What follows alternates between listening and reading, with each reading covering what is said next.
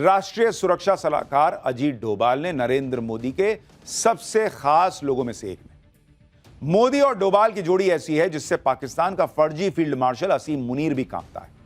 अजीत डोभाल ने आज ऐसा पाकिस्तान को ललकारा है कि मुनीर के साथ हाफिज सईद, मसूद अजहर के भी होश उड़ गए होंगे। अजीत डोभाल ने ऐसा खुलासा कर दिया जो असीम मुनीर फर्जी फील्ड मार्शल बनकर अय्याशी कर रहा है, उस असीम मुनीर को खुद पाकिस्तान ही निपटा देगा।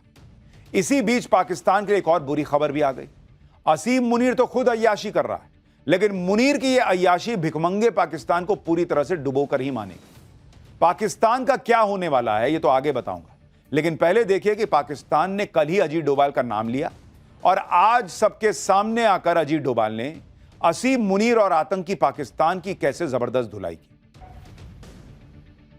अजीत डोभाल वो हैं जिनके नाम से पाकिस्तान कांपता है। नरेंद्र मोदी और अजीत डोभाल की जोड़ी ने पिछले 11 साल में पाकिस्तान के पसीने छुड़ा कर रख दिए। पाकिस्तान तो आए दिन डोभाल का नाम लेता रहता है कि डोभाल ने पाकिस्तान की दुर्दशा करके रख दी। पाकिस्तान में चींटी भी मरती है तो पाकिस्तान डोभाल डोभाल चिल्लाने लगता है। डोभाल का खौफ पाकिस्तान में आज से नहीं, डोभाल वो हैं जो पाकिस्तान में 7 साल तक जासूस बनकर रहे और पाकिस्तान को भनक तक नहीं लगी। अब तो अजीत डोभाल पाकिस्तान को खुला ठोक रहे हैं, तो पाकिस्तान घबराया हुआ है कि कब फिर कहां से मार पड़ जाए। इसलिए बात बात में पाकिस्तान अजीत डोभाल का नाम ले आता है। कल भी पाकिस्तान में अजीत डोभाल का नाम गूंजा था। आप सोचिए अजीत डोभाल के नाम भर से पाकिस्तान की कैसे हालत खराब होती है कि वहां बैठ के इस तरह का प्रोपेगेंडा फैलाया जा रहा है कि अजीत डोभाल की वजह से पाकिस्तान की हालत खराब है, वहां आतंकी हमले हो रहे हैं। कौन विश्वास करेगा? दरअसल पाकिस्तान की आर्मी इसलिए बौखलाई हुई है क्योंकि बीएलए यानी बलूचिस्तान लिबरेशन आर्मी ने पाकिस्तानी सरकार और मुनीर सेना की नाक में दम कर रखा है। बीएलए लगातार पाकिस्तान में अटैक कर रही है। बीएलए के लड़ाके पाकिस्तान में सेना के लिए काल बन चुके हैं। पाकिस्तानी सेना बीएलए से निपटने में नाकाम साबित हो रही है।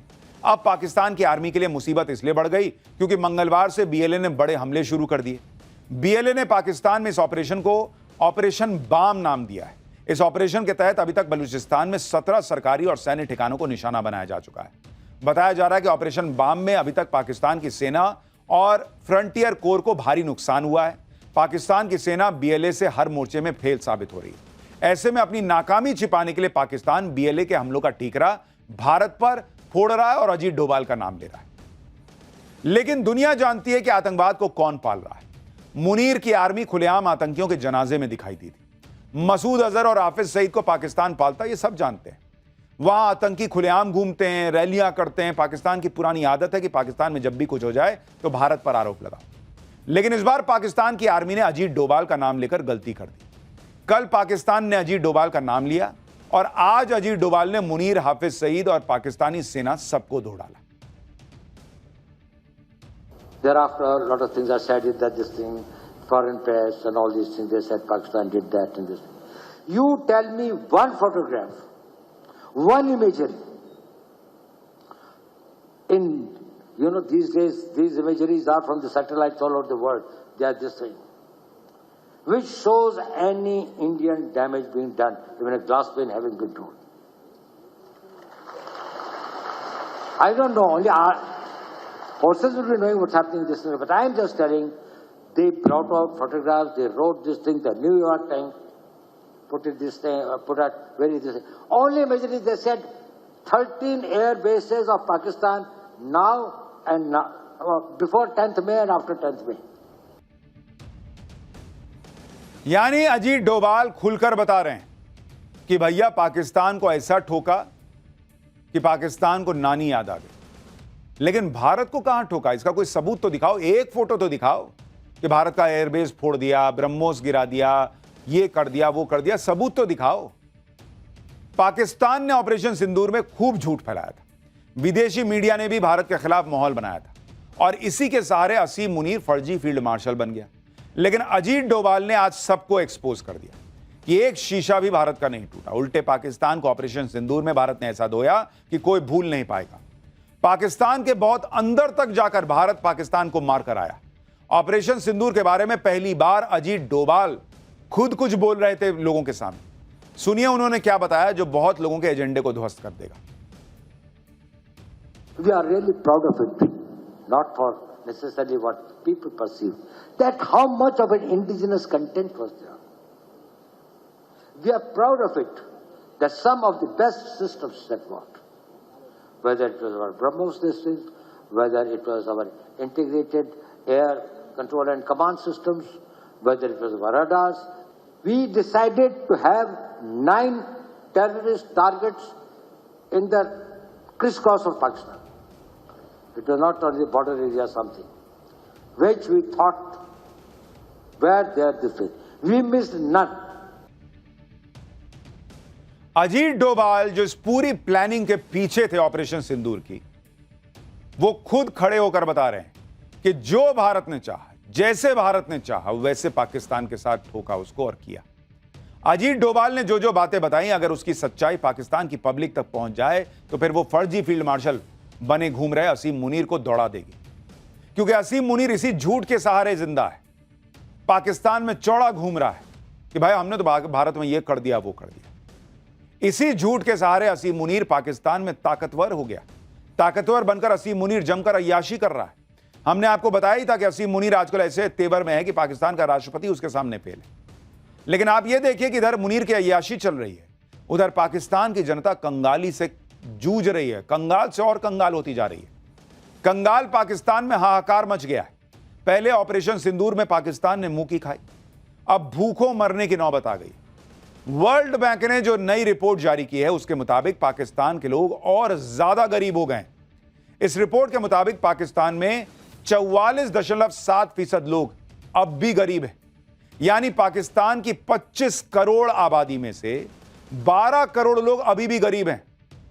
हर दिन 250 रुपए से कम की आय वाले लोगों की संख्या 4.9 से बढ़कर 16.5% हो गई।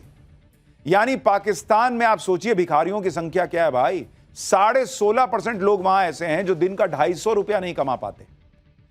पाकिस्तान में गरीब लोगों की आबादी लगातार बढ़ती जा रही है। मल्टी डायमेंशनल पॉवर्टी इंडेक्स बताती है कि पाकिस्तान में 30% से ज्यादा लोग स्वास्थ्य, शिक्षा और जीवन स्तर में भारी कमी का सामना कर रहे हैं। इस दिशा में पाकिस्तान से अच्छे तो पड़ोसी बांग्लादेश और नेपाल के आंकड़े हैं। वर्ल्ड बैंक ने अपनी रिपोर्ट में बताया कि अगर बड़े सुधार नहीं हुए तो पाकिस्तान दक्षिण एशिया में गरीबी का सबसे बड़ा सेंटर बन जाएगा। तो ये तो हाल है बॉस कि खाने को दाने नहीं, और ये पाकिस्तान जो है वो भारत को धमकाने निकलता है, ये हम ये कर देंगे, हम वो कर देंगे। अरे अपने लोगों को पहले खाना खिलाओ यार, कायदे से उनको जिंदगी तो दो। देखिए कैसे भिखारियों जैसे रहते हैं ये लोग, और देख के दुख होता है कि इतना लड़ भिड़ के अलग देश बनाए, मार काट मचाए, और उसके बाद ऐसी जिंदगी जी रहे हैं। और ये मुनीर ये बड़े बंगले में रहता है भाई, बड़े बंगले में रहता है, घूमता है, मजे करता है, वहां की फौज के लोग मजे करते हैं। मुनीर के अय्याशी और पाकिस्तान की भूखमरी कंगाली के बीच एक और ऐसी खबर आई है जिससे पाकिस्तान को और झटका लगेगा। जिस वर्ल्ड बैंक के सामने जाकर पाकिस्तान पानी के लिए रो रहा था कि सिंधु जल समझौता भाई भारत ने स्थगित कर दिया, इसको कुछ करवाओ यार, पानी वानी दिलवाओ, उस वर्ल्ड बैंक से नरेंद्र मोदी कश्मीर के लिए ऐसा काम करवाने वाले हैं जिसे देखकर पाकिस्तान भर भर आंसू रोएगा। भाई सिंधु जल समझौता तो बहाल नहीं हुआ, लेकिन भारत सरकार वर्ल्ड बैंक से 3,119 करोड़ का फंड ले रही है। भारत सरकार के इस कदम से पाकिस्तान की नींद उड़ गई है, क्योंकि यह रकम जम्मू कश्मीर में क्वार बांध प्रोजेक्ट पर खर्च होगी। चिनाब नदी पर बन रहा यह प्रोजेक्ट रणनीतिक रूप से महत्वपूर्ण है। इस प्रोजेक्ट के पूरा हो जाने से 540 मेगावाट बिजली का उत्पादन होगा। पीएम मोदी ने अप्रैल 2022 में इस परियोजना की आधारशिला रखी थी। इस परियोजना को पूरा करने की डेडलाइन 2027 है, जिसके बाद घाटी में बिजली उपलब्धता और बढ़ेगी, औद्योगिक विकास हो पाएगा। कश्मीर में पीएम मोदी की स्ट्रैटेजी से पाकिस्तान के होश उड़े हुए हैं। पाकिस्तान की पब्लिक को समझ में आता है भाई कि इंडिया कहां से कहां पहुंच गया है और पाकिस्तान कहां रह गया। एक तरफ पाकिस्तान की जनता गरीबी और गुर्बत में से जूझ रही है, दूसरी तरफ पाकिस्तान की आर्मी के चीफ असीम मुनीर की अय्याशी खत्म नहीं हो रही।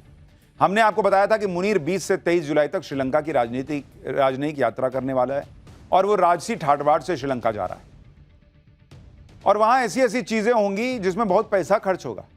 सोचिए उस देश का आर्मी चीफ ये कर रहा है, करना तो राष्ट्रपति को चाहिए, लेकिन वो खुद इनडायरेक्टली राष्ट्रपति बन ही गया, तो वो ऐसी ऐसी चीजें कर रहा है कि अगर वो ना करे तो वहां गरीबों का भला हो जाए।